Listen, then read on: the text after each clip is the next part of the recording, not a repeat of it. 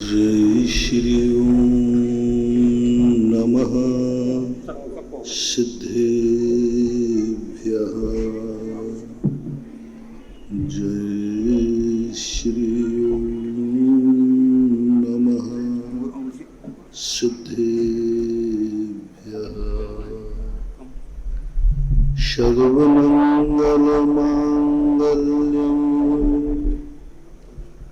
सर्वकल्याणकारकं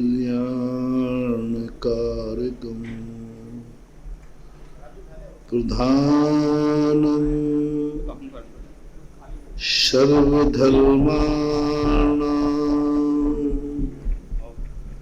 जैनं जयतु शासनं जैनं जयतु शासनं। पंच परमेष्टि भगवान की आचार्य श्री गुरुवर कुंद कुंद महाराज की आचार्य श्री गुरुवर विद्या सागर महाराज की परम पूज्य व्यापक सदन जगत तेज मुनि पुंग सुधा सागर जी महाराज की जय। मुनि संघ की जय।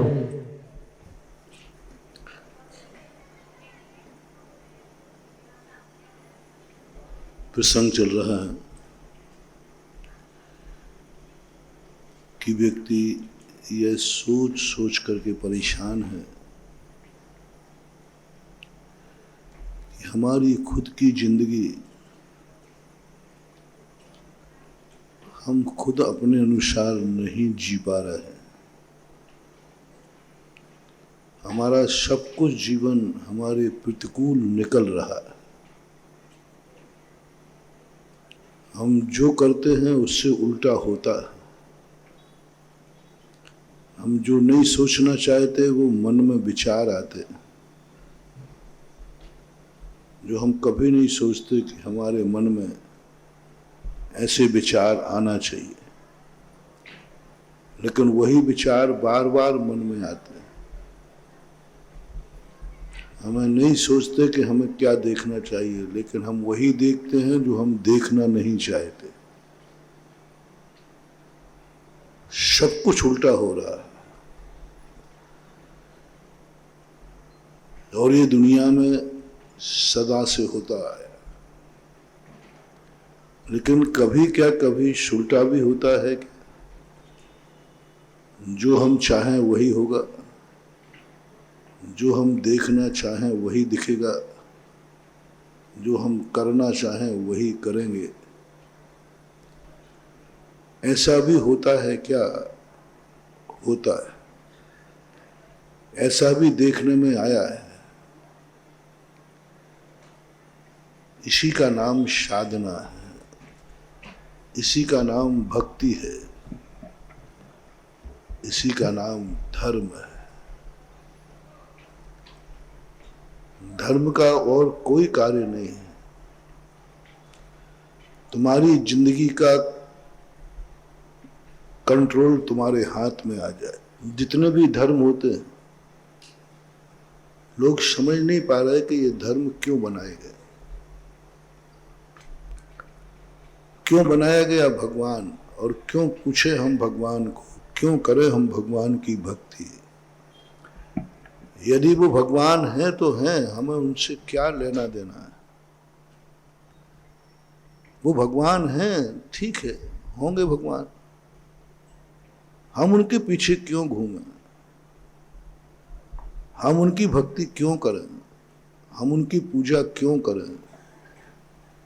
कई बार लोगों के मन में ये ऐसे प्रश्न उठ जाते हैं,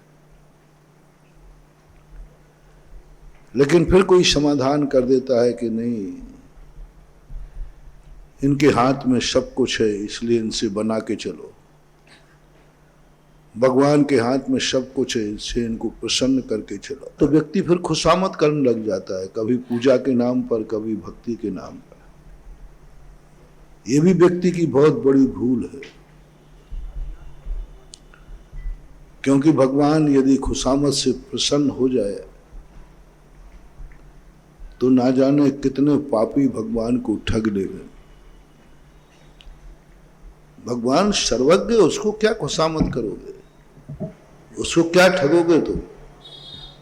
वो ठगा जाने वाला है ही नहीं। दूसरे प्रसंग आते हैं कि किस लिए भगवान हमें कोई रास्ता दिखा दें, कुछ नहीं, ये सब चीजें व्यर्थ है। भगवान के भरोसे कभी जिंदगी मत छोड़ना, नहीं तो नैया डूबेगी तुम्हारी।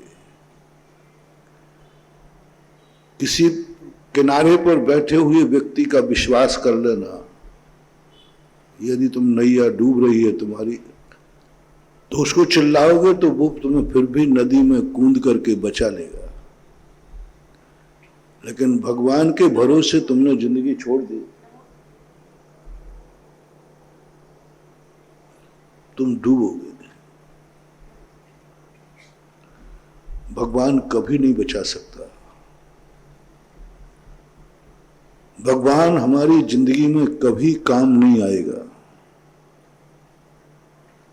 कभी काम नहीं आएगा। बिल्कुल कि ये सारी बातें बहुत रहस्यमयी हैं। सारी दुनिया का हर व्यक्ति हमारे काम आ सकता है, लेकिन भगवान काम नहीं आएगा। सारी दुनिया तुम्हारे लिए कुछ सहयोग दे सकती है, भगवान सहयोग नहीं देगा। सारी दुनिया पे भरोसा कर लेना, लेकिन भगवान पे भरोसा मत करना, क्योंकि भगवान भरोसे की चीज है भी नहीं। बहुत ऊंचाई पे है भगवान, तुम बहुत नीचाई पे हो। बहुत पवित्र है भगवान, तुम बहुत गंदे हो। बहुत महान है भगवान, तुम बहुत निकृष्ट हो। महान आत्मा इस गंदगी में उतरेगा तुम्हें बचाने के लिए। पवित्र आत्मा है, तुम जैसे पापियों को बचाने नीचे आएगा। पापियों को बचाने के लिए भगवान नहीं आता है, पापियों का संहार करने के लिए आता है। संसार बनाने के लिए भगवान नहीं आता है, संसार जो गंदा है इसको मिटाने के लिए आता है। कोई भी भगवान हो, आज तक किसी गंदे पापी व्यक्ति का उद्धार नहीं किया। कोई भी संसार बढ़ाने के लिए या बसाने के लिए भगवान नहीं आते। उपदेश भी देते हैं तो संसार मिटाने का, संबंध मिटाने का, सब छोड़ने का उपदेश देते हैं। इसलिए भगवान के भरोसे तो कभी रहना मत। भगवान की साख्तें बहुत छोटी होती हैं। एक उदाहरण आप लोगों ने पढ़ा होगा कि लंका में जाने का जब पुल बन रहा था, तो पुल बना रहे थे सब वानर लोग, हनुमान जी वगैरह, बन रहा था। रामचंद्र जी को एक दिन बाद सूझी, चलो हम भी हेल्प करते हैं। उन्होंने भी एक पत्थर उठाया और वो डूब गया। सब लोग नाचने लगे, बोले भगवान का पत्थर डूब गया। रामचंद्र जी कहते हैं मेरा पत्थर डूब गया? हनुमान तू क्या मेरे से बड़ा है? मैं भगवान हूं, तू भक्त है। तेरा पत्थर तैर रहा है और मेरा पत्थर डूब रहा है। हनुमान जी ने कहा भगवान ये पुल आपके भरोसे पर नहीं बन सकता, ये पुल भक्त के भरोसे पर बन सकता है। भगवान नहीं बना सकते पुल। आपने खुद देख लिया आपका पत्थर डूब गया। आपके भरोसे हम सब बैठे रहे कि हम तो भगवान भरोसे हैं, भगवान पुल बना देंगे, हम निकल जाएंगे। भक्त के भरोसे। भक्त में जो शक्ति है वो भगवान में भी नहीं होती। भगवान का पत्थर हाथ से डाला डूब रहा है, भक्त का पत्थर तैर रहा है। कौन शक्तिमान है, कौन अतिशयकारी है? अपन सब हनुमान है। अपने पास वो शक्ति है जो भगवान के पास भी नहीं है। खुद पर भरोसा करो, खुद पर भरोसा करो, खुद के मन पर भरोसा करो,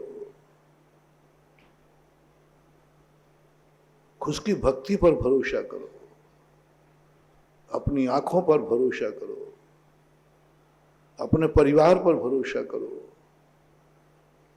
अपने पैरों पर भरोसा करो, सब पे भरोसा करो, भगवान पर नहीं। भगवान तो यदि आएगा तो उसका तो पत्थर डूबना निश्चित है, क्योंकि भगवान सिंहासन पर ही शोभा देता है। बड़ा आदमी फील्ड पे काम करेगा तो बड़ा आदमी नहीं रहेगा।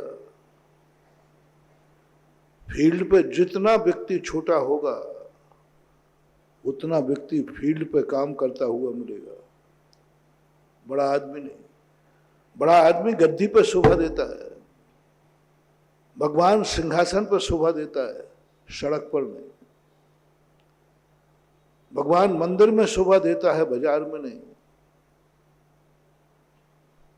बड़े आदमी कभी ड्यूटी पे नहीं रहते, फील्ड पे नहीं रहते, वो जाते ही नहीं। वो तो यदि दौरा करते भी हैं तो फील्ड का दौरा नहीं करते, फील्ड पर लगे रहने वाले नौकरों का दौरा करते हैं। कलेक्टर एसपी कभी ड्यूटी पे नहीं होते, कभी ड्यूटी नहीं करते, ये ऑफिस में बैठते हैं। और कभी दौरा करेंगे भी तो जो ड्यूटी पे लगाए गए हैं उन ड्यूटी को चेक करने के लिए जरूर निकल पड़ेंगे। यही सिस्टम तुम यहां मानना। भगवान कभी कुछ भी फील्ड पे आने वाला नहीं है। कभी निकलेंगे भी तो वो देखने के लिए निकलेंगे कि कहां क्या चल रहा है। वो स्वयं कुछ नहीं करेगा, स्वयं ना तुम्हारी नौका चलाएगा, ना तुम्हारी जिंदगी चलाएगा, ना तुम्हारा अच्छा करेगा, ना बुरा करेगा। वो तो सिंहासन पर बैठा है, मंदिर में रहेगा।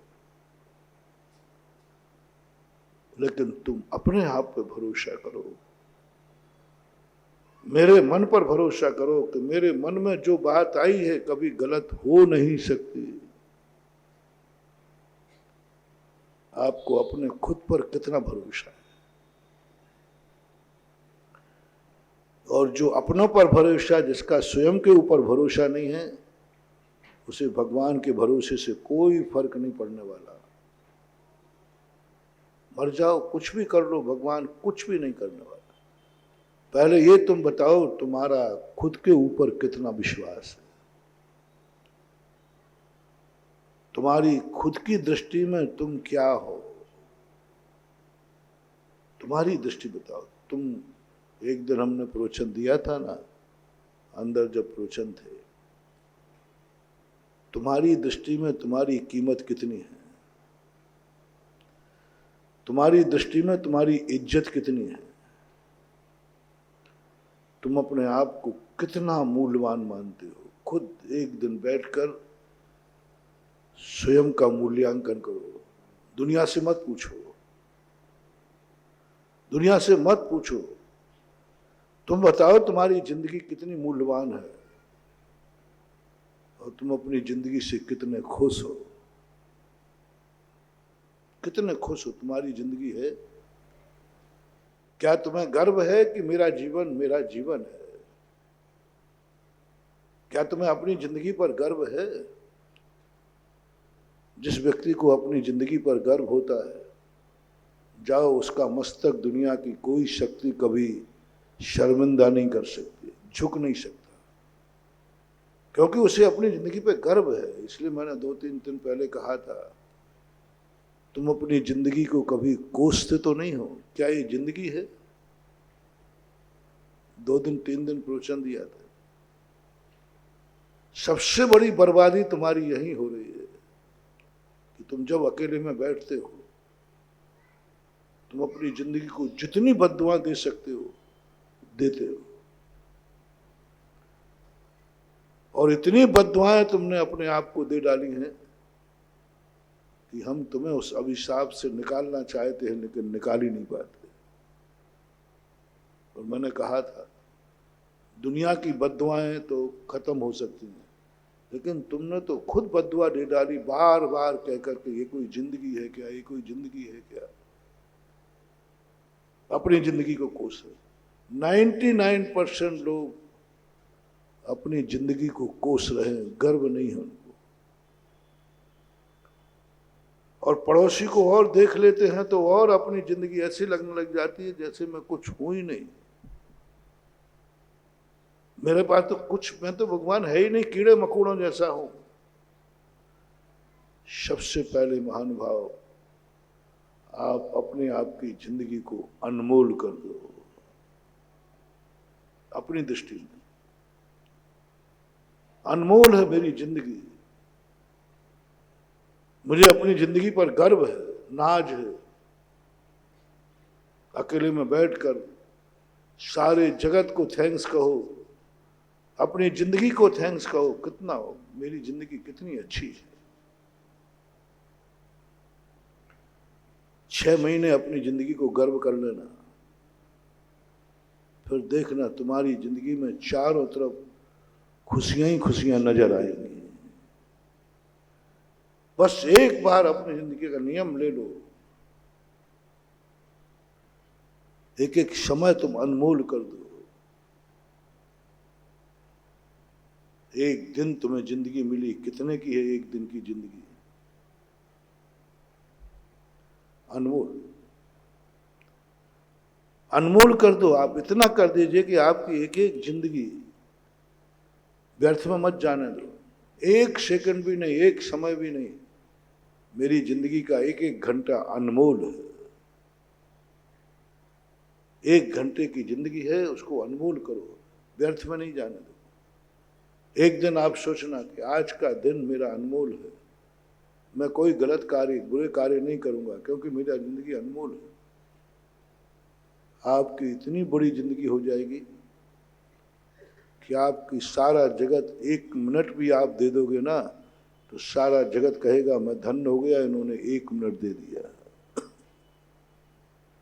बड़े आदमियों के पास लोग उनको 5 मिनट देते तो बाहर निकलते बड़ा गर्व करते, फलाने व्यक्ति ने मुझे 5 मिनट दिए, 5 मिनट मेरे से बात कर ली, वो पूरा नहीं समाता।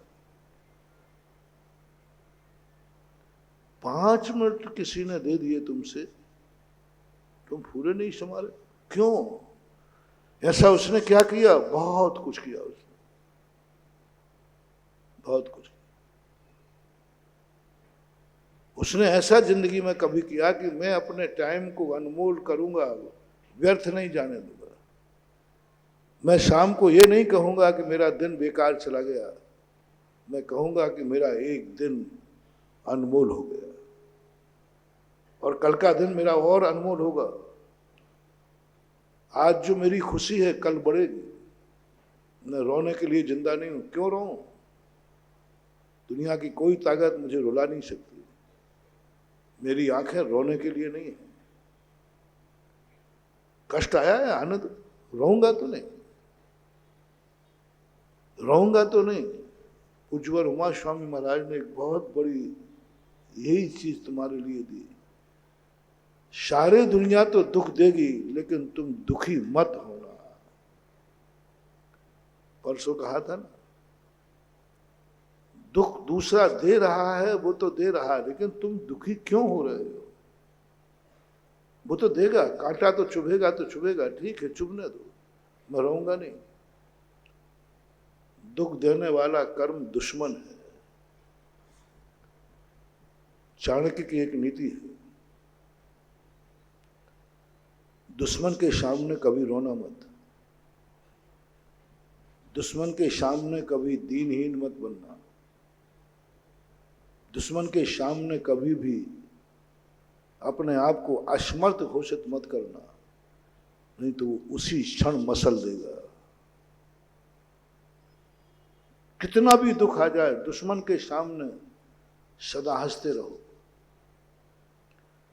दुश्मन के सामने इसको एहसास कराओ कि तूने इतना मेरा विनाश किया, लेकिन मेरा तो कुछ भी नहीं बिगाड़ पाया। और जैसे तुमने असमर्थ हुए, वो चाहते यही था।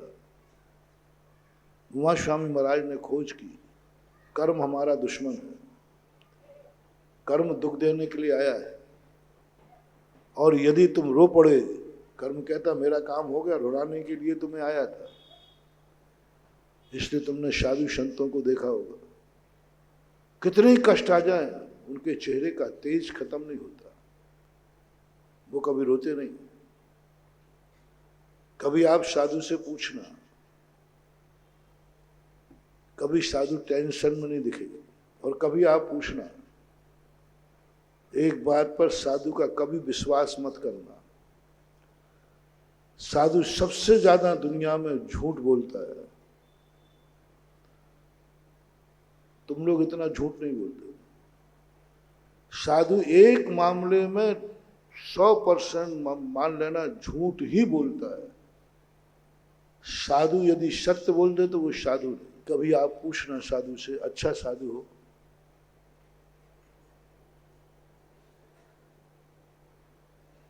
तुम्हें किसी ने कहा कि साधु का स्वास्थ्य खराब है,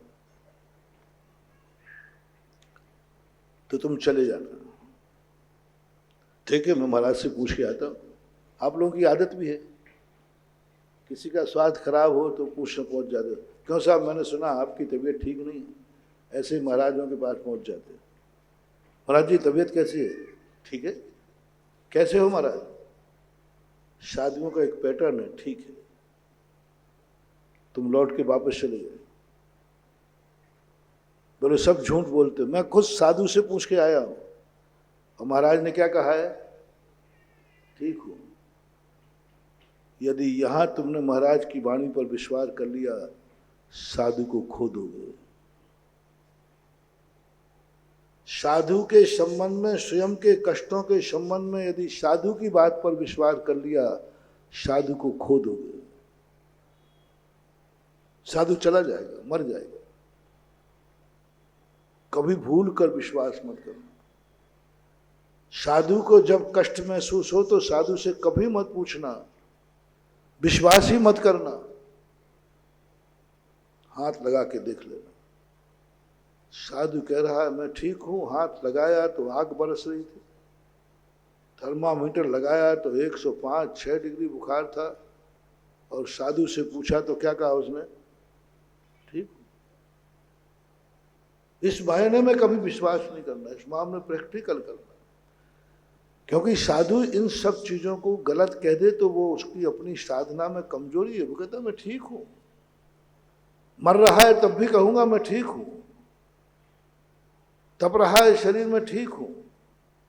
जितना जितना बड़ा साधु होता जाएगा, स्वयं के कष्टों के संबंध में कभी वो अपने मुंह से कहेगा नहीं। वो तुम्हें परीक्षा करना पड़ेगा। इसलिए साधु की बीमारी जब भी पकड़ में आती है, जब साधु बिल्कुल असमर्थ हो जाता है, अब प्रवचन दे ही नहीं पा रहा है, तब पकड़ोगे। अच्छा महाराज जी, सामान्य रूप से तो वो पकड़ ही नहीं पाओगे, सामान्य रूप से तो हंसता दिखता है, और बल्कि जिस दिन कष्ट होते हैं उस दिन बहुत हंसते हैं। हमारे गुरुजी की एक बहुत बड़ी बात यह है, जिस दिन महाराज टेंशन में होते उस दिन सुबह से सबको हंसाते हैं, खूब हंसते हैं। तो अपन समझते हैं कि आज महाराज बहुत प्रसन्न है।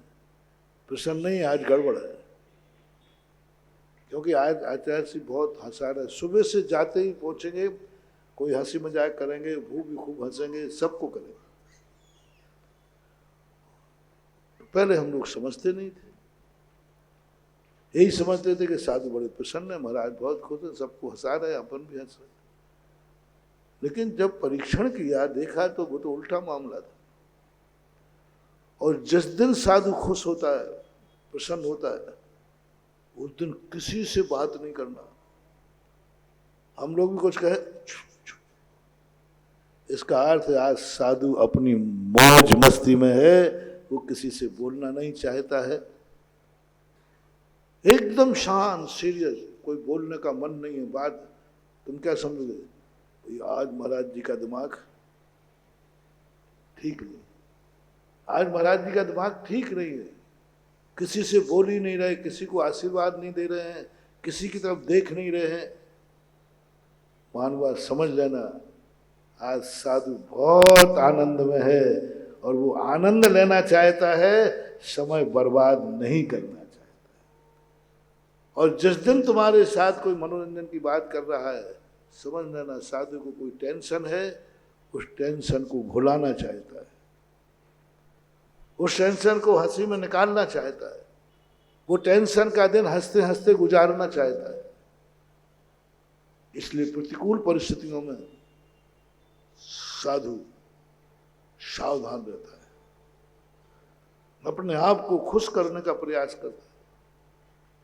आप देखना कभी जिस दिन महाराज का आहार ठीक होवे, उस दिन चेहरे पर कोई खास प्रसन्नता नहीं होगी, और जिस दिन अंतराय हो जाए उस दिन देखना महाराज का चेहरा, अंतराय आते ही हंस जाएंगे।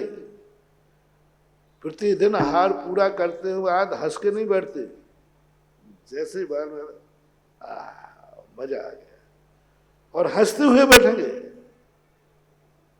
हंसते हुए बैठेंगे। आप अक्सर कर देखना, साधु को अंतराय आते ही हंसेगा, हंसते हुए बैठेगा और हंसते हुए आशीर्वाद देगा और हंसते हुए वहां से निकलेगा, और दिन भर उसके चेहरे पर खुशी की नजर आएगी।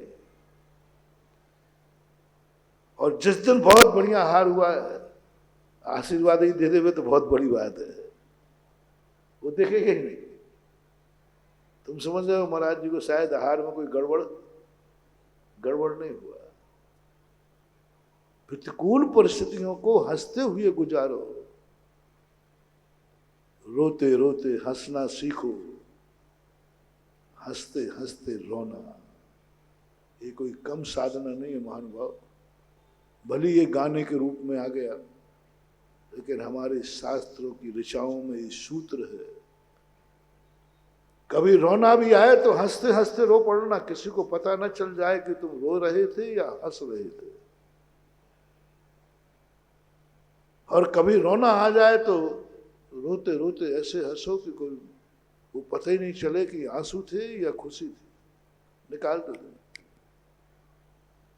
जितना दुख हमारा दूसरे को पता चलेगा, उतना ही हमारा दुख बढ़ेगा, और जितना दुख को हम हंसते हंसते गुजारेंगे, हमारा भविष्य उज्जवल होगा। क्योंकि दुख के दिन में भी मैं हंसा हूं। एनालिसिस करता हूं, जिस दिन आपके अच्छे पुण्य का उदय है, अच्छा दिन है, उस दिन हंसने का कोई मायना नहीं है। उस दिन हंसोगे तुम अहंकारी कहलाओगे, तुम्हारा दुख गायब हो जाएगा, सुख गायब हो जाएगा। हंसते हुए सुख का दिन हंसते हुए नहीं निकालना है, सुख का दिन मौज मस्ती में नहीं निकालना है। सुख के दिन को बहुत सावधानी से निकालना है, मौज मस्ती में नहीं, बेहोशी में नहीं। सुख का दिन बहुत सावधानी से, आज मेरे सुख का दिन है, आज एक भी कुछ भी गलत नहीं होने दूंगा, आज मेरा जन्मदिन है, आज मेरी शादी की सालगिरह है, आज मेरी दादाजी का मृत्यु का पुण्यतिथि है, आज हमारे भगवान का कल्याणक है, आज महावीर जयंती है। चलो पूरी जिंदगी को अनमोल नहीं कर सकते हो तो कुछ दिन अनमोल कर दो। हम लोग तो पूरी जिंदगी का हर दिन हमारे लिए अनमोल है, हमारा एक एक दिन अनमोल है, एक एक क्षण अनमोल है। मैं खुद अपनी दृष्टि में अनमोल हूं। मेरा मन बहुत अच्छा है। मैंने कहा था ना एक दिन, मैंने अपने मन को कभी बुरा नहीं कहा, क्योंकि इस मन ने कभी बुरा सोचा ही नहीं, क्यों बुरा करूं। मेरा मन तो 24 घंटे क्या सोचता है बोलो। यदि अच्छा नहीं सोचता होता तो प्रवचन है, जिज्ञासा सामायिक प्रतिक्रमण, सबूत है, प्रमाण है तुम्हारे सामने कि मैंने अच्छा कितना, मेरा मन कितना अच्छा है, कभी बुरा आता ही नहीं इस मन, कोई बुरा विचार आता ही नहीं, कोई बुरा कभी सोचने में ही नहीं आ रहा बुरा। मैं अपने मन को कैसे बुरा कहूँ? मेरा मन तो जब भी देखो, जब कुछ भी सोचता है अच्छा सोचता है। मेरा जब भी सोचता है मन या तो स्वयं का कल्याण है और थोड़ा बाहर जाऊं तो तुम्हारा कल्याण है, अच्छा ही अच्छा सोचता है, कभी कोई। मैंने मन के सामने इतनी अच्छाइयां रख दी हैं कि उसका मन कभी बुराई पर जाता ही नहीं। मन को इतना संस्कार दे दिया है। मनुष्य का मन है रे। किसका मन है? मेरा नहीं, वो मैं पहले कह चुका हूं। मेरा मन है, ये बात करो। आज मैं कह रहा हूं, ये मन किसका है? मनुष्य का। कुत्ते के पास भी मन है, गिद्ध कौवे के पास भी मन है, तुम्हारे पास भी मन है। दोनों में कोई अंतर है क्या? जिनका कुत्ते के समान मन होता है, कुत्ते को कितना भी अच्छा पालो, कितना भी संस्कार दो, कितना भी ऐसी गाड़ी में घुमाओ, लेकिन जैसे वह पट्टा खोल दो तुरंत वो गंदगी पे जाके बैठता है, गंदगी घूरे पे जाएगा। कुत्ते का नेचर है। थोड़ा सा ऐसे छोड़ दो, गिद्ध कितना भी ऊंचा उठ जाए, गिद्ध उड़े कितना ऊंचा भी, नभ पर कभी विचार किया, सदा जमी पर पड़े मांस के टुकड़े से उसने प्यार किया। इतना ऊंचा उठा भी वो गिद्ध, सबसे ऊपर गिद्ध पक्षी उड़ता है, लेकिन वो ऊंचाई पर किस लिए उड़ता मालूम? मरे हुए मांस को खोजने के लिए। वहां से भी वो क्या खोज रहा है? इतना ऊंचा यदि इंसान उड़ जाए है? तो यहीं बैठे बैठे सारी दुनिया देख ले। लेकिन इतना ऊंचा उड़ने के बाद भी क्या खोज रहा है? सड़ा हुआ मांस। तुम्हारा मन किसका है? मनुष्य का है या कुत्ते का है? मनुष्य का है या गिद्ध का है? थोड़ा मन से पूछो या कहो, ये मन किसका है? मनुष्य का है। तो मनुष्य के मन में गंदा विचार नहीं आना चाहिए। मनुष्य का मन, मन से कह दो, हे मन तू कुत्ते का मन नहीं है, तू मनुष्य का है। और मनुष्य का मन तो सारी दुनिया में प्रशंसनीय होता है। और अपने मन को इतना प्रशंसनीय बना दो कि तुम्हें खुद अपने मन पर गर्व हो जाए, मेरा मन बहुत अच्छा है। और जब तुमने अपने मन को अच्छा कह दिया तो सारा जगत कहेगा, महाराज आपका मन इतना अच्छा है, इतना अच्छा है, एक बार इस मन में मेरा नाम याद कर लेना। यदि तुम्हें ये पता चल जाए महाराज जी आज मुझे याद कर रहे थे, बोलो ना, कैसा लगेगा? अरे भाई क्या मतलब है, तुम्हारा पड़ोसी तो तुम्हें रोज को याद करता है। अरे महाराज वो तो पूछो ही मत, वो तो नहीं करे तो अच्छा है। अपनी इन आंखों को कभी बुरा मत बोलना। एक साधना करो। दुनिया में हमने बहुत अच्छे बुरे लोग देखे, चलो कोई बात नहीं। दुनिया में तुम खूब बुराइयां देखना, दुनिया बहुत बुरी है मान लिया, हर व्यक्ति बुरा। महाराज संसार ये बहुत बुरा है, बहुत बुरा है। मैं तुम्हारे साथ हूं, संसार बहुत बुरा है, बहुत गंदा है, बहुत बुरा है। बस इतनी सी बात तुमसे पूछ रहा हूं। संसार बहुत बुरा है, बहुत गंदा है, बहुत बुराइयां हैं। तुम्हारी आंखें कैसी हैं?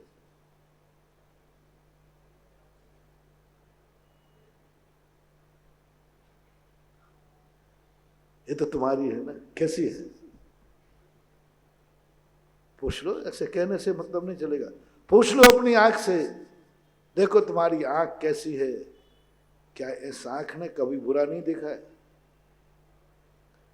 आंख ने कितने बार बुरा देखा है। अब दुनिया को तुम बुरा कहने वाले, तुम अपनी आंख को भी अच्छा नहीं बना पाए, दुनिया को क्या खाक बनाओगे? क्या खाक बनाओगे? तुम अपनी आंख को अच्छा नहीं बना, इतनी सी आंख है छोटी, उस आंख ने तुम्हारा इतना बुरा देखती है, इतना बुरा देखती है कि सामने वाले को ये कहना पड़ता है इसकी आंख फूट जाए, ये मुझे घूर करके देख लिया है। क्या हो गया? तुम्हारी आंख इतनी गंदी हो गई, इतनी गंदी हो गई कि सामने वाला कहता है इसकी आंख फूट जाए, ये मुझे घूर करके देख रहा है। जाओ महानुभाव, संसार में तुम्हें कहीं अच्छा स्थान नहीं मिल पाएगा, तुम अपनी आंख भी अच्छी नहीं कर पाए। क्या कह सकते हो दावे से, मेरी आंख बहुत अच्छी है, आज तक इसने बुरा नहीं देखा, बुरा नहीं देखा। दो बात है, गांधी जी का सिस्टम अपनाओ या मेरा सिस्टम अपनाओ। गांधी जी कहते बुरा मत देखो, आंख बंद कर लो, बंदर बना के दिखा दिया। मैं तुम्हारी आंख बंद नहीं कराऊंगा, नहीं कराऊंगा।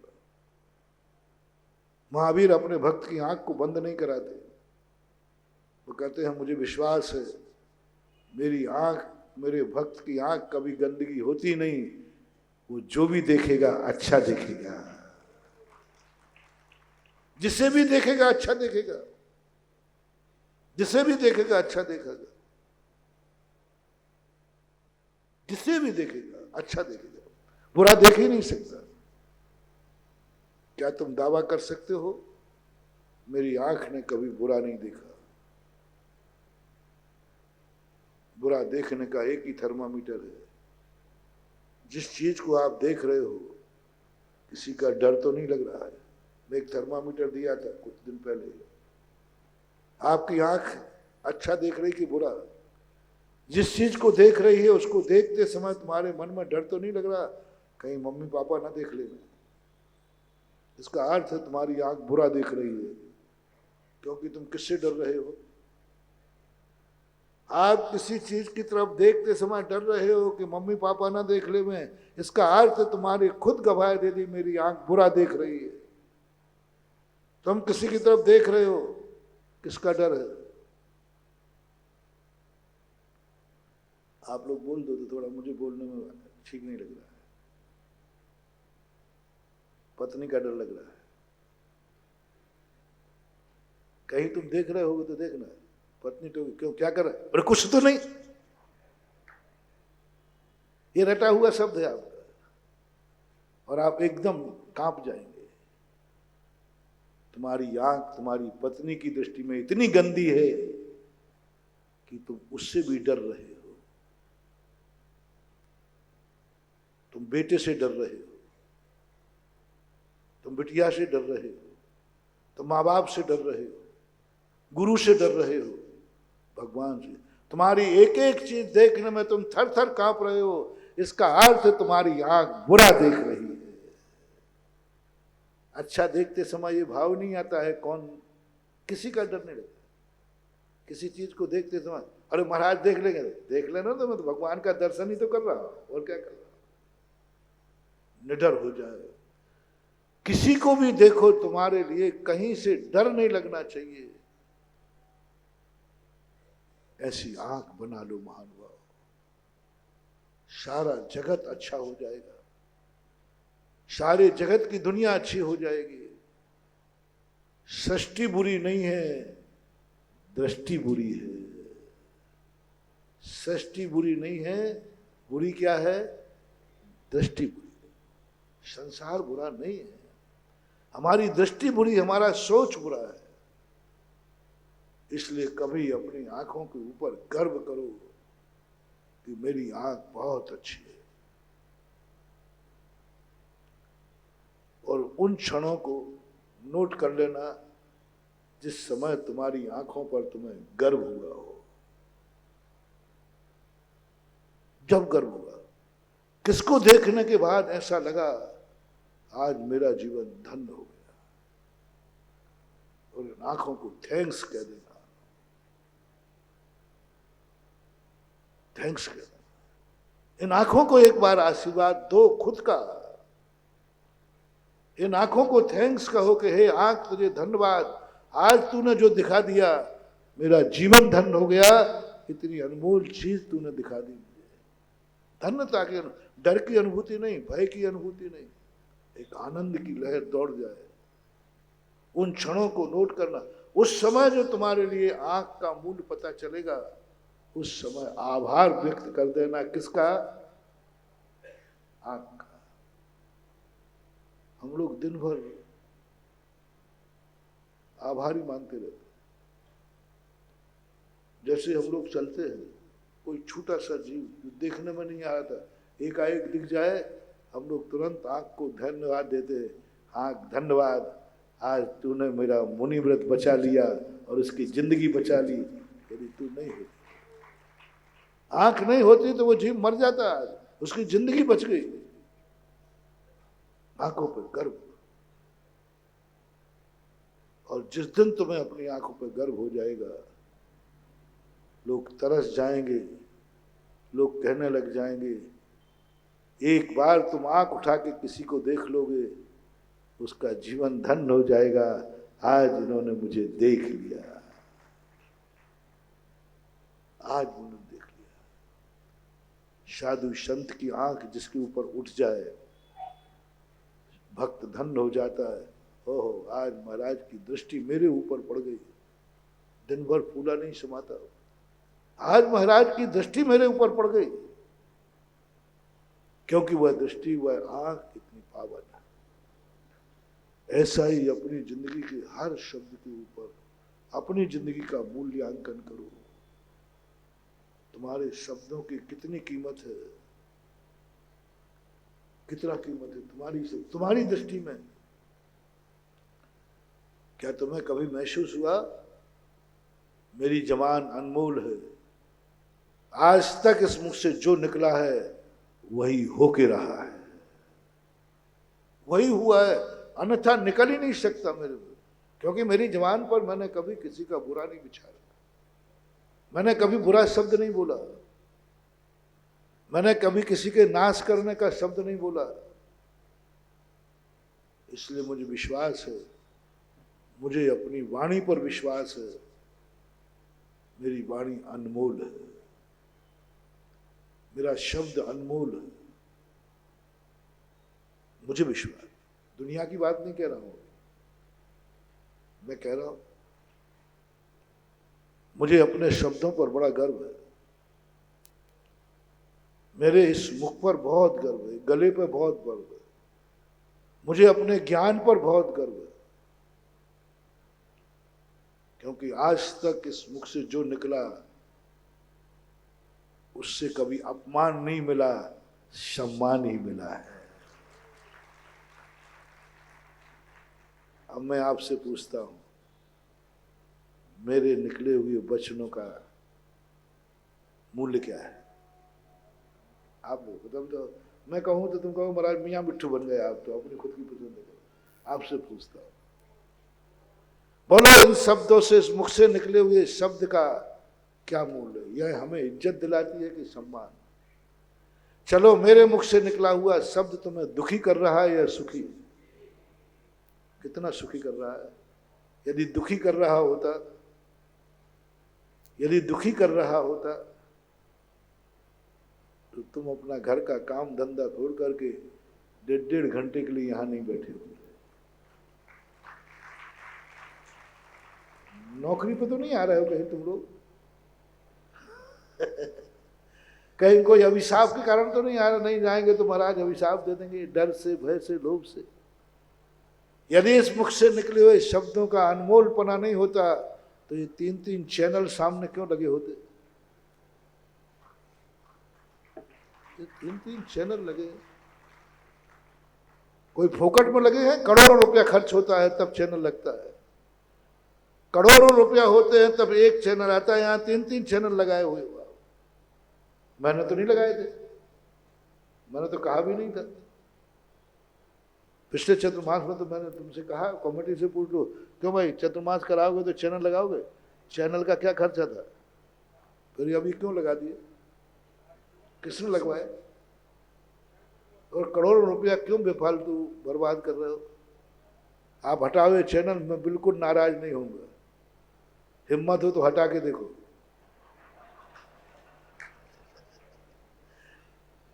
अंचल पहले नहीं, चलो प्रबंधक जी, हिम्मत हो तो हटा के देखो। यदि ललितपुर के एक सही अध्यक्ष हो तो हटा के देखो और चुनौती पे चढ़ाओ। वो कह रहे हमारे केशवंश हो जाएंगे, कपड़े फट जाएंगे। आप तो मुनि बन के दिगंबर बने हो, लोग हमें नंगा कर देंगे। और लोग एक ही कहेंगे भैया आपका क्या दिक्कत पड़ रही है? क्यों क्यों लोग इतना कर रहे हैं? क्योंकि वो जान रहे हैं कि इस मुख से निकला हुआ शब्द जगत को आनंद दे रहा है, कल्याण कर रहा है। कोई ना कहीं से आनंद की अनुभूति हो रही है।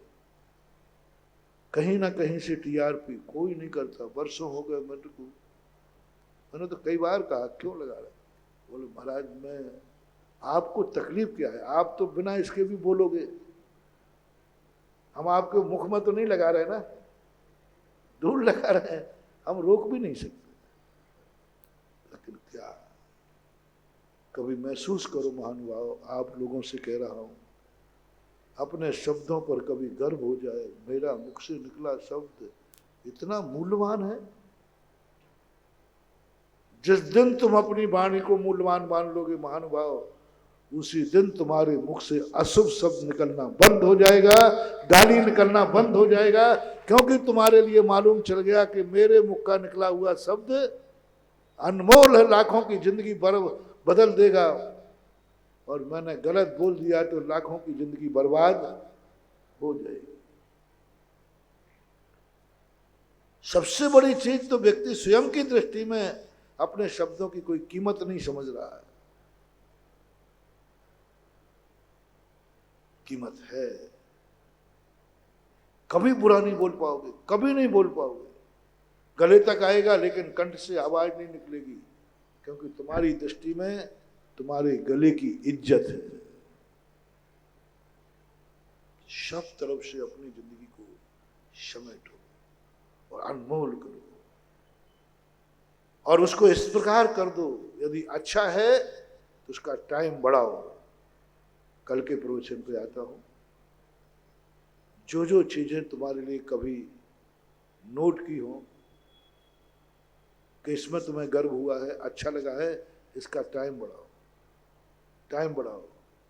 बुरी चीजों का टाइम घटाओ। बुरी बातें जब आती हैं उसके लिए मन का टाइम घटाओ। अच्छी बातें जिनमें खुशी हुई उसका टाइम बढ़ाओ। एक एक मिनट बढ़ाओ, एक एक समय बढ़ाओ, क्षेत्र बढ़ाओ, काल बढ़ाओ।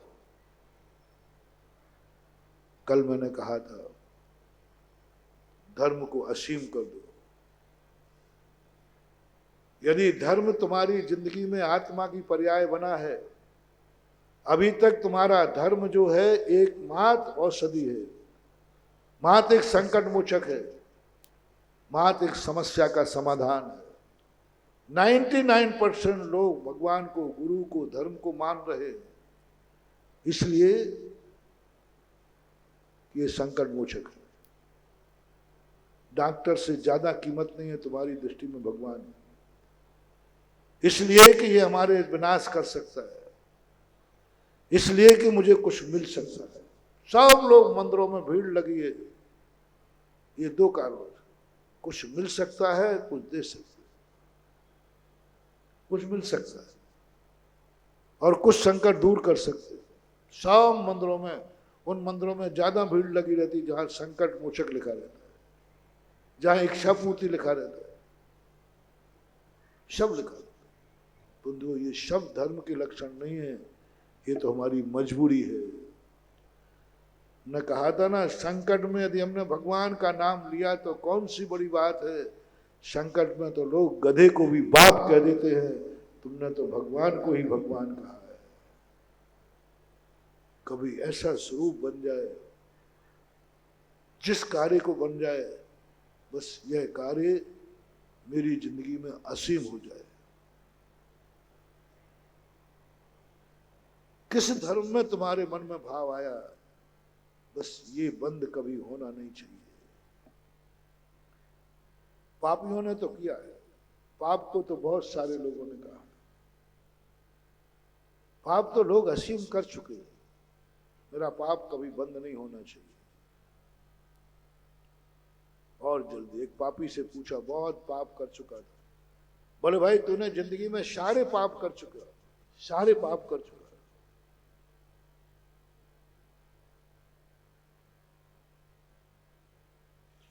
अब तो तू तृप्त है ना, अब तो बोल दे कि हाँ मैंने जो कुछ करना था सब कर लिया, अब आगे तेरी क्या इच्छा है, अगले भाव की बोल।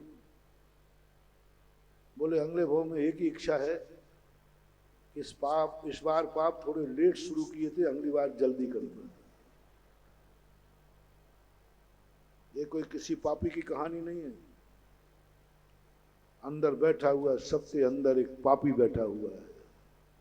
अपनी अपनी छाती पे हाथ रख के पूछ लो, किस पाप को तुम्हें विराम लगाने का भाव आ रहा है, किस पाप को विराम लगाने का भाव आ रहा है, किस बुराई को विराम लगाने का भाव आ रहा है, किस संसार की क्रिया को विराम लगाने का भाव आ रहा है। हर व्यक्ति हर चीज को असीम करना चाहता है। कल मैंने कहा था, कितना भोजन करना चाहते हो, बोलो बोलो, कितना करोगे, कितना करोगे? पहले भोजन की मात्रा बताओ, कितना खाओगे, नियम लो। हम इतना भोजन, बोले महाराज जी ये कोई नियम है क्या? जितना पेट में बनेगा उतना खाएंगे, पेट भर के खाएंगे। यदि पेट में थोड़ी सी जगह और हो जाए तो और खा लेंगे, और खा लेंगे। नहीं, ज्ञानी भोजन करने के पहले कहता है मैं इतना खा। साधु को बांध दिया भोजन को, जाते समय कहता है मैं 32 गिलास से ज्यादा नहीं लूंगा। शिवा, पेट की भूख से कोई मतलब नहीं, इतना खाऊंगा, जितना बना है वह खाऊंगा, या जितना खाना होगा उतना खाऊंगा। कि मिक्षिक सुरुचिपूर्ण जो भोजन होता है, यही तुम्हारे भिखारी बन का कारण बनता है। असीम कर रहे हो भोजन को, दवाई को असीम कर रहे हैं। भोजन एक दवाई है, क्षुधा रोग है। दवाई कितनी खाओगे, कितनी खाओगे? मात्रा, इतनी खाऊंगा। और खाते समय क्या भाव करेगा? जितने जल्दी छूट जाए उतना ही। जब जब दवाई खाएगा तब तक ये भाव करेगा कि ये छूट जाए। अविरत सम्यक दृष्टि का लक्षण बता रहा हूं। छोड़ेगा नहीं, दवाई खाएगा, लेकिन जब जब गोली खाएगा तो पहली बार तो मात्रा में खाएगा, जितनी कम मात्रा में चल जाए उतना खाएगा। और खाते समय भाव करेगा कि ये कब छूटेगा। भगवान से कहेगा, सबसे कहेगा। मैं आपसे पूछता हूं, क्षुधा एक रोग है। भोजन करते समय कभी औषधि का भाव आया? कभी ये भाव आया कि मैं मात्रा में खाऊंगा? अच्छा भोजन, शुचि भोजन, बहुत बढ़िया आइटम बनाया आपके मन पसंद का, बहुत बढ़िया दवाई मिली है आपकी, बिल्कुल रोग की समाधान करेगी, तो भी आप मात्रा में खाएंगे। डॉक्टर से पूछे, डॉक्टर साहब कितनी गोली खाना है? अरे खाना क्या है, जब गोली ठीक ठाक है तो पूरी शीशी खा जाए। डॉक्टर से पूछने जाओगे, यदि नहीं पूछा, डॉक्टर साहब कितनी खाना है? उतने ही खाओगे, नाप के खाओगे। कभी एक दिन भोजन तुम्हारी रुचिपूर्ण बना है, भूख मिटाने वाला है, मन में करना मैं इतना ही खाऊंगा। गुरु महाराज के पास चले जाना, गुरु महाराज कितना भोजन खाऊं, कितना भोजन खाऊं? मात्रा लिखिए, आप मात्रा लिखिए। कभी भाव आया? नहीं आया। खाने बैठ गए, बोले कितना खाओगे? बोले जितना बनेगा। बस यही तुम्हारी बीमारी का कारण है। तुम्हारी भूख बढ़ती जाएगी, बढ़ती जाएगी, बढ़ती जाएगी। जो खाने का प्रमाण नहीं करते हैं उनकी दशा ऐसी हो जाती है, भूख इतनी भूख लगती है कि 3 लोग का अनाज खा जाए और एक दाना नहीं मिलता है। 3 लोग को नाज जो खाए, मिटे न भूख कड़ा न, एक दाना नहीं हुआ। भूख इतनी लग रही है। भिखारियों को देखो, सबसे ज्यादा भूख लगती है, सबसे ज्यादा भूख लगती है भिखारियों, लेकिन उनको भरपेट नहीं। मूल कारण क्या है? उन्होंने भोजन को कभी सीमित नहीं किया। धार्मिक दृष्टिकोण नहीं बता रहा मैं, धार्मिक दृष्टिकोण नहीं बता रहा हूं मैं, आपको लौकिक शिक्षा दे रहा हूं। तुम समझते हो भोजन की क्या सीमा करना, जितना खाना है खाएंगे? नहीं महानुभाव, खाने के पहले नियम कर लेना, मैं इतना ही खाऊंगा। ये सीमा तुमने जैसे किया, अब तुम्हारी जिंदगी ऐसी बन जाएगी, ऐसी बन जाएगी कि तुम 3 दिन में 1 बेर के बराबर भोजन करोगे। और तुम्हारी ताकत कितनी होगी मालूम? 3 किलोमीटर का शरीर ऐसे चलेगा वज्र सब नाराज चंदन से। बहुत खाने से ताकत नहीं आती है। पक्षों में गले से अमृत झरेगा, मात्र अमृत झरेगा, भोजन ही नहीं करना पड़ेगा, क्योंकि तुमने हमेशा सीमित करके। और खाते समय एक भाव और कर लेना, तो तुम्हें वो रिद्धियां प्रकट होंगी कि पूरी जिंदगी भर आहार नहीं करोगे, लेकिन शरीर में कृष्णता नहीं आएगी। एक पहला तो सीमित करना। आज के बाद निर्णय करना, पहले खाने के पहले, मंदिर से जाने के पहले, हम इतना भोजन करेंगे, इतने आइटम लेंगे, इतने आइटम, इतनी सब्जी लेंगे, इतनी रोटी खाएंगे, इतना चावल खाएंगे, इतना पानी पी, सबका लिमिटेशन करके जाना। और ये भाव और कर लिया खाते समय, ये कब छूटेगा? इतना ले रहा हूं, इतना भी आगे बोलो। पहली बात तो लिमिट कर लिया कि इतना ही लूंगा। फिर दूसरा क्या करना है? जो ले रहा हूं ये भी, बस इतना तुमने यदि कर लिया तो अगले भाव में तुम्हें भोजन की जरूरत नहीं पड़ेगी। अमृत झरेगा कंठ से और तुम्हारा शरीर इतना वजनदार, इतना ताकतवान होगा, इतना ताकतवान होगा, जम्बू द्वीप को आप हाथ से उछाल दोगे। पूरे जम्बू द्वीप को आप कनिष्ठा से उठा दोगे। अतुल बल, अतुल तो नहीं मतलब बीच का बल। मात इतना सा भाव किया, खाऊंगा, इतना खाऊंगा, ये भी कब छूटे? सबसे ज्यादा अतुल शक्ति का बंध मालूम तुम्हें कब होता है? जब तुम पूजा करते हो। अतुल शक्ति, निरोग शक्ति, निरामय शक्ति। जब तुम पढ़ते हो क्षुधा रोग विनाशनाए, ओहो गजब का सूत्र महानुभाव, गजब का। नमोकार मंत्र पढ़ने से जो शक्ति नहीं आती है। सारी दुनिया तो ये मांगती है कि भगवान जब भूख लगे रोटी मिल जाए, और भूख बढ़ाने के लिए गोली खाती है। और भक्त क्या कहता है? भगवान जो खाया ये मजबूरी है, ये दवाई कब छूट जाए, क्षुधा रोग विनाश नाए। यदि क्षुधा रोग विनाश नाए तुमने मन में एकाग्र होकर कर लिया, जाओ तुम्हारी काया निरोगी होगी। हजारों बीमारियां, तुम्हारे सारा जगत बीमार होगा, तुम्हें कोई नहीं पड़ेगा। कोरोना के बीच में आप दवाई करते रहोगे, कोरोना तुम्हारा बाल बांका भी नहीं करेगा, क्योंकि तुमने क्षुधा रोग विनाश नाए मन पूर्वक कहा। लालसा भोजन की है या रोग मिटाने की है? समझना, लालसा भोजन की है। भोजन की है तो तुम्हारे मन में भाव आएगा, इतने जल्दी पेट भर गया, थोड़ा इतने जल्दी भर गया। मैं तो कुछ खा ही नहीं पाया, पेट भर गया। जिस दिन मन माफिक भोजन मिलता है ना, तो उस दिन यही कहते हो, अरे पेट भर गया, मैं तो इतना बढ़िया भोजन था। इसका एग्जाम्पल है गर्मी के दिनों में पानी बहुत अच्छा लगता है, लेकिन पेट भर जाता है, गला, अरे पेट भर गया, मैं तो अभी भर कर पानी भी नहीं पी पाया।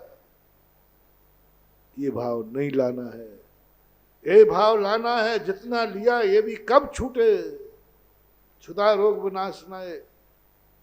बहुत बड़ी बुद्धिपूर्वक क्रिया करो महानुभाव। समस्त रोगों का निवारण करने का घर है ये सूत्र, ये मंत्र, क्षुधा रोग विनाशनाय। हे भगवान, ये क्षुधा रोग नाश हो जाए। मेरे खाने में रुचि नहीं है, खाना तो मेरी औषधि है, खाना तो मेरी मजबूरी है, मेरे प्राण निकल जाएंगे, मर जाएंगे, सब कुछ खत्म हो जाएगा, ये तो मैं दवाई खा रहा हूं और ये दवाई का मेरा नाश हो जाए। ये परिणाम कब किसको आता है? करो। हम साधु लोगों को यही कहा गया, साधु पूरे 24 घंटे में अपने आप को सबसे बड़ा पाप मानता है। 24 घंटे में कभी महसूस नहीं होता कि मैंने कोई पाप किया है, कभी बुरा नहीं लगता। कितनी संकट आ जाए, मौत भी आ जाए, सांप आ जाए, शेर आ जाए, कभी फीलिंग नहीं होता कि मैंने कौन सा पाप किया है कि शेर आ गया। कभी महसूस नहीं हुआ कि बुखार आ गया, आ गया, आ गया। सबसे ज्यादा महसूस होता है जब आहार को होता है, भगवान मैंने सारे पुण्य किए, कितना पुण्य किए, कितना पुण्य किया, बहुत पुण्य किया है, मैंने तो बहुत पुण्य किया, तुम्हारी नहीं बोल, मैंने तो इतना पुण्य किया, इतना पुण्य किया कि इस पुण्य की महिमा क्या बताऊं। उस पुण्य की बदौलत में आज साधु बन गया, लेकिन एक पाप किया है, एक पाप हुआ है। क्या सबूत है? बस आहार को उठना पड़ता है। 24 घंटे में सबसे बड़ा पाप कर्म का उदय है कि आहार लेना पड़ता है। जिस समय आहार लेता है साधु, सबसे ज्यादा अपनी निंदा करता है। हे भगवान, मैंने सब कुछ पा लिया, बस ये आहार पानी और छूट जाए, फिर मैं कहाँ मिलूंगा मालूम आपको? फिर करा लेना चतुर्मास ललितपुर में, कोसता है। जो यह हमारा जो दवाई को कोस है, कब छूटे, बस यही साधु को अतुल शक्ति देती है। तुम सोचते हो कि साधु महाराज लोग एक टाइम भोजन करने में, एक टाइम पानी लेने में 24 घंटे कैसे निकालते हैं? गर्मी के दिनों में आपके डॉक्टर तो कहते हैं हमारी दृष्टि से तो ये मर चुके हैं, वो जिंदा रह ही नहीं सकते इतनी गर्मी में, लेकिन हम लोग हैं। ये ताकत कहाँ से आती है? ये ताकत आती है उसी से कि हम जो भोजन लेते हैं, पहली बार तो उसमें भोजन में कितना लेते हैं, सीमा करके जाते हैं, इतना ही लेना है। अब तुम कितने ही आइटम बनाओ, हमें तो जो लेना है तो सब हटा देते। जिस समय मैं भोजन को हटाता हूं, उस समय हमारा इतना पुण्य बंद होता है। सामने वाला दे रहा है, हम ले सकते हैं, कोई आगम से बाधा नहीं, उसके बाद भी हटा दीजिए। दवाई उतनी लेना जिससे काम चल जाए। ले तप बढ़ावन हेतु नहीं तन, पूस दे तज रसन को। उतना ही ले लेता है जितने काम चल जाए, काम बिगड़े तो नहीं, चल जाए, बाकी सब हटा देते। वो है तप, उस समय है निर्जरा, उस समय बंद। और लेते समय जो ले रहे हैं भावना करता है ये भी कब छूटे। आप पानी पीना लिमिट, लेकिन भावना करना एक कब छूटे। एक्सपायर डेट, आपका भोजन पानी की एक्सपायर डेट कब है? आपको भोजन पानी कब तक चलता रहे, तारीख बता दो।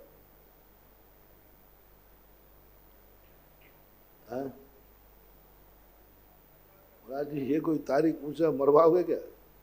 नहीं, एक तारीख कर लेना कि भगवान मरने के पहले कम से कम 1 घंटे पहले मेरा सब कुछ छोड़ सकूं, इतना मोहलत दे देना। हो सके तो 4 दिन दे देना, हो सके पर मरने के कुछ दिन पहले मुझे इतना निरोग कर देना, इतना निरोग कर देना कि ये भोजन पानी रूपी दवाई लेना ही न पड़े। बस ये है सबसे बड़ी साधना। यह नहीं है कि मुझे जिंदगी भर जन्म जन्म तक भोजन मिलता रहे, मरने के पहले कम से कम मेरा ये अन्न पानी छोड़कर मैं सल्लेख ना ले सकूं और कह सकूं भगवान अब मैं निरोग होके मर रहा हूं, अब मैंने दवाई का त्याग कर दिया है। लेकिन जब ये जिंदगी भर करते रहोगे, ये कब छूटेगा? एक्सपायर डेट, आपकी जिंदगी की हर चीज की एक्सपायर डेट करो। कल कहा था मैंने, हर व्यक्ति को संसार का, मैं बिल्कुल नहीं कह रहा हूं कि आप छोड़ो, आप हर चीज पर अपनी एक्सपायर डेट डाल दीजिए। जो भी आप करते, मकान की, व्यापार की, दुकान की, धन की, दौलत की, सबकी एक्सपायर डेट डालो। सबको सीमित कर दो, सबको सीमित कर दो, क्योंकि तुमने धर्म को सीमित कर रखा है। सब क्रियाएं धर्म की तुम्हारी सीमित है, सब शेड्यूल चित्र, इतने बजे धर्म करेंगे, इतने बजे माला फेरेंगे, इतने बजे ये करेंगे, सब धर्म को इतने घंटे कर चुका है। तो आप, मैं मना नहीं कर रहा हूं, क्योंकि हमारे यहाँ यम और नियम दोनों आते हैं। आप जितने धर्म कर रहे हो सब नियम है, यम नहीं है। कोई बात नहीं, जैसा तुमने मंदिर जाने का नियम समय निश्चित किया, ऐसा घर जाने का समय निश्चित कर दो। मंदिर में कितने घंटे रहोगे तो घर का कर दो, घर में कितने घंटे रहो। पूजन कितनी करोगे निश्चित है आपका, भोजन निश्चित कर दो। दान कितना दोगे निश्चित है, कमाई कितने करोगे निश्चित कर दो। कितना समय तुम मालाएं कब कब फेरोगे, बोलो। हम तुमसे मालाएं कहें तो कितनी कब कब फेरोगे माला? और आज एक सुबह एक शाम को बस, ठीक ठीक। नोट भी दोनों ही टाइम गिनना, सुबह और शाम। नोट कब कब गिनोगे, कब कब गिनोगे नोट? आज आपकी प्रवचन सभा में कोई बाजू से देवे तो वहीं गिन लूंगा, नीचे का बंद कर। नोट गिनने की कोई मर्यादा नहीं है, कोई समय नहीं है, कोई त्याग है कि इतने बजकर इतने घंटे में मैं नोटों को हाथ नहीं लगाऊंगा। ये मेरे नोट गिनने का समय नहीं है, माला गिनने का समय है। एक सुबह फेरूंगा, एक शाम को फेरूंगा। टाइम फिक्स कर दिया आपने, लेकिन नोट गिनने का समय नहीं। महानुभाव, करो नियम। मेरे नोट गिनने का कोई समय नहीं है, तो मेरे नमोकार मंत्र पढ़ने का भी कोई समय नहीं होगा। जब चाहे तब पढ़ूंगा, जब चाहे तब पढ़ूंगा, कभी पढ़ लूंगा। माला तो अलग फेरूंगा, लेकिन बीच में बोले जब मन करेगा तब कर लूंगा, जब समय मिलेगा तब कर लूंगा। 2 दिन पहले का प्रवचन तुम्हें याद होगा कि हर क्रिया में आपका अलग अलग धर्म है। नित्य नियम की पूजा तुम कर रहे हो, उसका पुण्य इतना ही है, तुम्हारा खर्चा पानी चलता रहेगा। ये सारे पुण्य मैंने बताए थे। एक पुण्य उस समय रह गया था, समय आकस्मिक संकट। एक नियत संकट आते। आपको मालूम है कि हमारे जीवन में एक बेटा बिटिया है, उसके लिए मुझे शादी ब्याह करने के लिए इतना रुपया चाहिए। वो आपको मैंने किससे दिलाया था?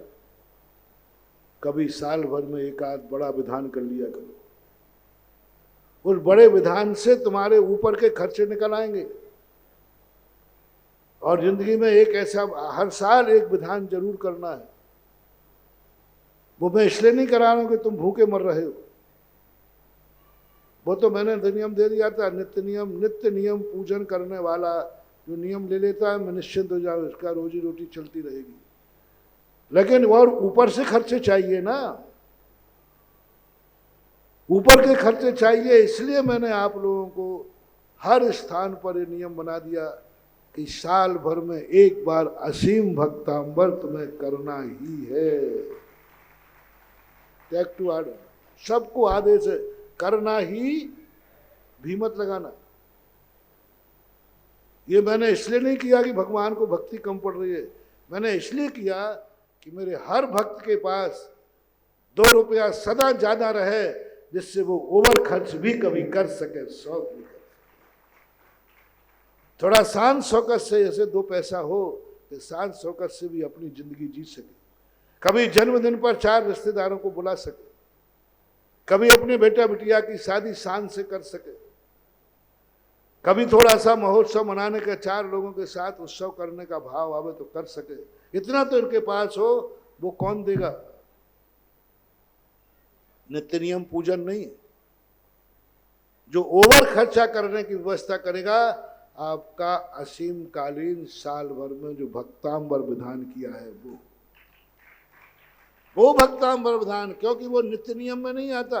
नित्य नियम तो आप सुबह कर चुके, नित्य नियम की पूजा तो आप कर चुके हैं, लेकिन ये ओवर पूजा। अब एक और प्रसंग छूट गया था, समय हो गया था, अभी भी हुआ जाता है। आकस्मिक खर्चा, आकस्मिक दुर्घटना, उसके लिए मैं क्या करूं महाराज? ये तो आपने बना ली, ठीक है मैं कर लूंगा, असीम कालीन भक्तांबर कर लूंगा, लेकिन आकस्मिक यदि बीमारी आ जाए, आकस्मिक कोई दुर्घटना हो जाए, उसकी पूर्ति कैसे करूंगा? सबसे बड़ी दुनिया में हर व्यक्ति के पास एक भय लगा रहता है आकस्मिक दुर्घटना का। नियत दुर्घटनाओं से तो वो निपट लेता है कि आएगा, मैं ये कर लूंगा, मैं ये कर लूंगा, लेकिन आकस्मिक घटना घट जाए, उसके लिए क्या करोगे? उसके लिए कौन सा पुण्य बांधूंगा? और ये आकस्मिक घटनाएं आती क्यों हैं? आकस्मिक घटनाएं उन्हीं के लिए आती हैं जिन्होंने धर्म का कार्य सीमित कर दिया है, समय बांध दिया, बस उसके बीच में फ्री है। इतने बजे मंदिर जाऊंगा, इतने बजे पूजा करूंगा, इतने बजे अभिषेक करूंगा, इतने बजे माला फेरूंगा, इतने घंटे महाराज के पास दूंगा। ये जो तुमने सीमा बांध ली है ना, इससे नियतकालीन संकट तो टल गए, लेकिन आकस्मिक संकट तो आ सकता है। इसका निवारण करने के लिए एक उपाय है, नियत करने के बाद भी बीच में कभी कभी आकस्मिक पूजा कर लिया करो। आकस्मिक, सडनली मंदिर, नियम से नहीं, नियम से तो आप गए, सुबह गए, शाम को भी चले गए। सडनली एकदम दुकान पे बैठे थे, बोले क्या बात है? बोले मन कर रहा है कि आज एकदम जाके भगवान का दर्शन करके आऊं, बस ऐसा मन कर रहा है। सडनली, आकस्मिक। सुबह नहीं गए थे इसलिए नहीं, सुबह नहीं गए थे इसलिए दोपहर में जा रहा हूं, नहीं, सुबह गए थे, सब कुछ किया था, पर एकाएक दुकान पे बैठे हुए, एकाएक घर में बैठे हुए, एकाएक दोस्तों के बीच में बैठे हुए भाव आया, चलो क्या करना? बोले मंदिर जाने का भाव आ रहा है, मन में बहुत तलब लग रही है, प्रभु दर्शन कर लो। उस समय जो तुम मंदिर में पहुंचे, वहां की वर्णनाएं कह गए, क्यों? सुबह तो गए थे, बस भगवान यूं सडनली एकदम भाव आया कि मैं तेरा दर्शन करने जाऊं। उस समय जो पुण्यबंध होगा, वो पुण्यबंध कब आएगा? जब सडनली तुम्हारा गाड़ी जा रही होगी और एकाएक कोई जानवर आगे आ गया होगा और आगे का ब्रेक लगाया होगा, अब बचने की कोई गुंजाइश नहीं है। उस दिन वो सडनली पुण्य काम आकर के तुम सुरक्षित गाड़ी के नीचे से निकल आओ। सडनली एकदम, कोई दान देने का प्लानिंग नहीं थी, पहले से प्लानिंग बना लिया कि यहाँ पंचकर्णक आएगा, मैं इंद्र बनूंगा, मंदिर बनूंगा, ये करूंगा, सब कुछ नहीं। आप यूं गए थे और एकदम बोली लग रही थी, एकदम कोई प्लानिंग नहीं, कोई भाव नहीं था, सडनली आपने बोली ले ली एकदम। लोगों ने कहा आप तो, बोले एकदम कोई प्लानिंग, बोले नहीं, यूं बोली लग रही थी, बैठा भी यूं था, बोली लेने के लिए नहीं बैठा था, लेकिन बस भाव आ गया, मन कर रहा है ये बोली मैं ले लूं। सडनली, आकस्मिक, आकस्मिक दान दो, वो आकस्मिक दान वो काम आएगा जब तुम्हारे लिए कोई ऐसी बीमारी आ गई कि जिसकी तुम्हें संभावना नहीं थी, अब इसकी दवाई कहाँ से लाओगे।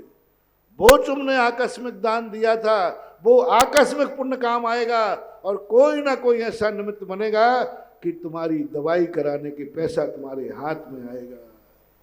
इसलिए नियत दान, असीम दान और एक कौन सा दान हो गया, आकस्मिक। नियत धर्म, असीम धर्म और आकस्मिक।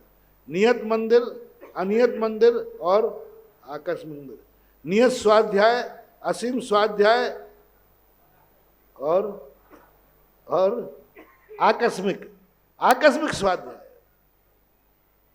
इस आकस्मिक स्वाध्याय के संबंध में, आकस्मिक धर्म के संबंध में मैंने बहुत बड़ा सोचा। इसमें गजब की ताकत है महानुभाव। नियत तो तुम इसलिए जाते हो कि तुम्हारा नियम है, क्योंकि तुम्हें डर है कि नियम तोड़ दूंगा तो दोष ज्यादा लगेगा, बिना मन के भी जाओगे। नियम लिए हुए में तुम बिना मन के मंदिर जाओगे। नियम लेने पर तुम बिना मन के माला फेरोगे। अब नियम तो है ही, फिरना तो पड़ेगी माला। लेकिन आकस्मिक जो तुम दर्शन करने जाओगे वो कभी बिना मन के हो ही नहीं सकता, क्योंकि वो आकस्मिक है। वो कोई नियम नहीं, कोई कानून से नहीं बंधा, कोई नियम से नहीं बंधा, कोई जाना जरूरी नहीं, लेकिन एकदम भाव आया कि जाऊंगा। आकस्मिक दान, आकस्मिक माला, आकस्मिक पूजा, आकस्मिक दर्शन, आकस्मिक गुरु दर्शन। बोले शाम को तुम आते हो जिज्ञासा में, सुबह आते हो। बोले भाई अब तुम दोपहर में करो। बोले बस महाराज जी एकदम भाव आया दोपहर में कि महाराज का दर्शन कराओ, एकदम भाव आया। वो अनियत जो आकस्मिक होता है उसमें बहुत विशुद्धि होती है, बहुत ताकत होती है। इसलिए अब हमने 3-4 दिनों के प्रश्नों में सब प्रकार के समाधान बता दिए और आपके सारे खर्चा पानी का इंतजाम कर दिया कि नहीं। रोजमर्रे का खर्चा नियत पूजा, कोई विशेष खर्चा असीमकालीन भक्तांबर, आकस्मिक खर्चा कौन सा, आकस्मिक धर्म। यानी धर्म की अलग अलग क्वालिटी है। वही भक्तांबर तुमने आकस्मिक पढ़ा, वही भक्तांबर तुमने नियत पढ़ा, वही भक्तांबर तुमने असीम पढ़ा। भक्तांबर वही है, माला वही है, पूजा सब कुछ वही है, लेकिन सबके पुण्य बंध में अलग अलग लक्षण होता है। समय आपका हो गया। महावीर।